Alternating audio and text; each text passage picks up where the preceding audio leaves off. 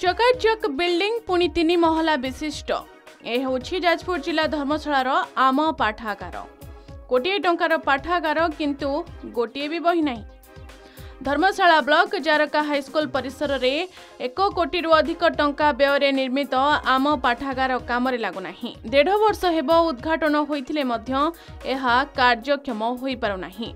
2024 मसीहा जनवरी 19 तारिख रे धर्मशालार पूर्वतन विधायक प्रणव बलवंत राय एहाकू उद्घाटन करथिले।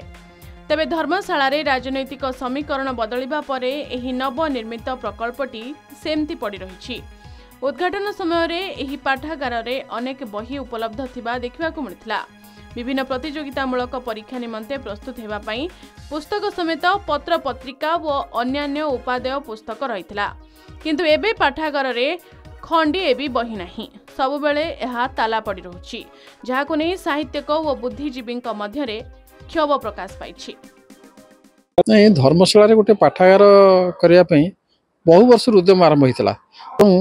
जेतबेले प्रणव बलवंत राय विधायक हेले सेतबेले मध्य तांको साहित्यिक माने तांको मध्य अप्रोच करथिलु एवं गोटे नुवा बिल्डिंग आखिदर्शिया बिल्डिंग करा हितला 3 महला बिल्डिंग जोथरे आम पाठागार ता ना दिया हितला। उद्घाटन मध्य हितला, निर्वाचन पूर्व उद्घाटन मध्य हितला एवं उद्देश्य थिला तळटी साहित्यिक मानक सभा हबो, सांस्कृतिक कार्यक्रम हबो, मझीटी पाठ पढ़िया पे लाइब्रेरी रहिबो एवं सभा उपरे खेलिया पे मध्य से सुयोग थिला।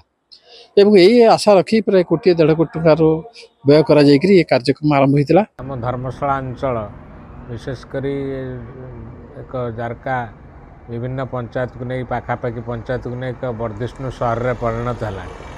ये सब क्षेत्र में बहुत शिक्षित लोक मैंने बसवास कर शिक्षानुष्ठान बहुत गढ़ी उठी कॉलेज पाखर आरंभ करी स्कूल एवं प्राइवेट कॉलेज गुड़ा अच्छी ये सब दृष्टिकोण गोटे लाइब्रेरी आवश्यकता थिला। ता सहित साहित्यानुष्ठान साहित्यानुरागी मानकर संख्या कम नुहे। ये सब लक्ष्य करी एक पाठागार आवश्यकता अनुभव करा जायतिला एवं अतीत यह करा जायछि।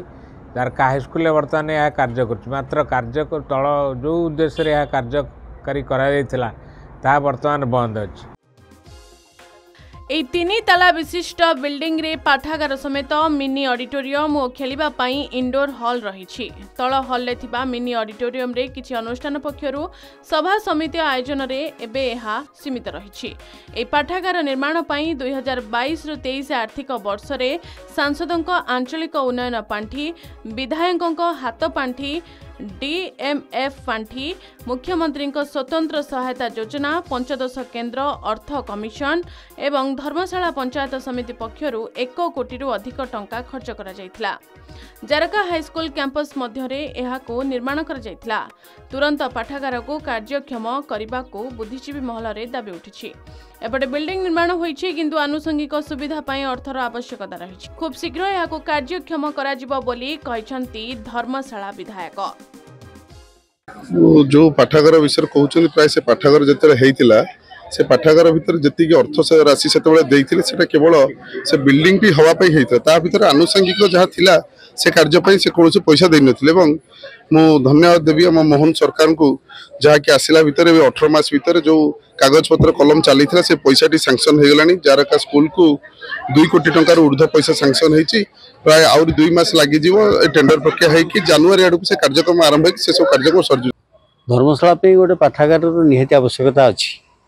आम आज की प्राय 15-20 वर्ष तले आम चिंता करूँ गोटे पाठागार हेले से रिडिंग रूम रे बुद्धिजीवी मैंने बसवे बहीपत्र पढ़े जमी भुवनेश्वर कटक सब विभिन्न जगह सब रही से भाया गोटे हवा दरकार। से गोटे कमिटी से से कमिटी मु भी थी मेम्बर। आम केत जन थिलु किंतु सेटा कार्यकारी हो पारानी। जाजपुर अविनेश्वर सतपथी रिपोर्ट के न्यूज ओडिशा।